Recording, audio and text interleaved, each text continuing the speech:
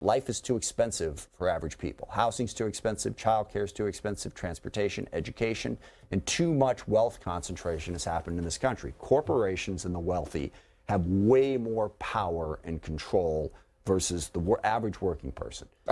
From New York, Paul, Republican line. Hi.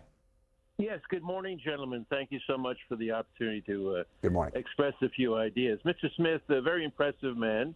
I've enjoyed listening to you so far.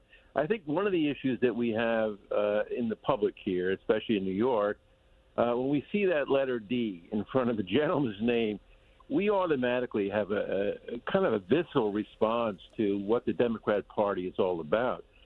Your party just elected a communist here in New York City to run the greatest city in the world.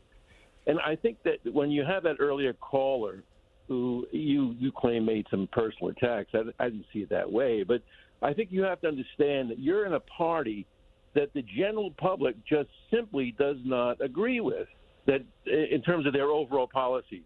The Squad, AOC, certainly what's her name? I forget her name now, but some of these representatives, they just seem to be off the wall. So I appreciate someone like you, and I appreciate you trying to give a reasonable sort of explanation of some of the ideas of the Democrat Party. When you get to immigration, when you get to the border, I'm glad to hear you say it was not handled well. We had a vice president, Kamala Harris, who never even went there.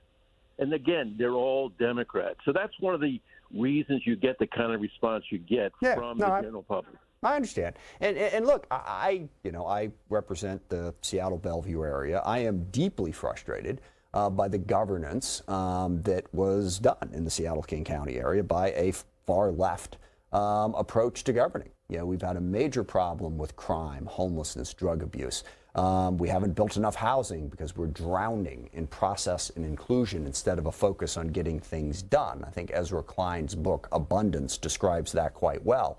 We have not been efficient and effective, and I will not disagree for a second. The Democratic Party is in a hole for a lot of the reasons that you state, and we have got to get out of that hole by better addressing those issues. And believe me, I've had a lot of criticisms from the left for the fact that I have been critical of those policies and offered a better way. I didn't follow the mayor's race that closely in New York. There is one aspect of what Mamdani is talking about that I think there is some support for, and that's the notion that life is too expensive for average people. Housing's too expensive, childcare's too expensive, transportation, education, and too much wealth concentration has happened in this country. Corporations and the wealthy have way more power and control versus the average working person. And if we want to try to correct that, I'm all for it. But I don't disagree with you that the Democratic Party on immigration, on crime, on a variety of different issues, even on economic policy. One criticism I do have of what I've heard from Mamdani is you can't just promise free stuff to everybody. It's got to be a balance. Yeah, we need to have, I believe, a robust social welfare state to help people. But the goal is to help people be self-sufficient, to help them get a job, help them pay them a decent wage for their job. And that's one thing I really do feel strongly about, more sort of on the left side of it, is workers need to be paid more. I grew up in a blue-collar family. My father was a baggage handler for United Airlines at SeaTac Airport. The wages he made 40, 50 years ago, whatever it was now, was enough to raise our family. But we've seen workers' wages and benefits go down while corporate profits and shareholder return has gone up to the point where people can't afford to live in cities like yours or cities like mine. So if we want to aggressively go after that corporate power and go after that concentration of wealth so that we have more broad-based opportunity for working people, I'm all for that. And I happen to think that Democrats do a better job of going after those issues than Republicans do.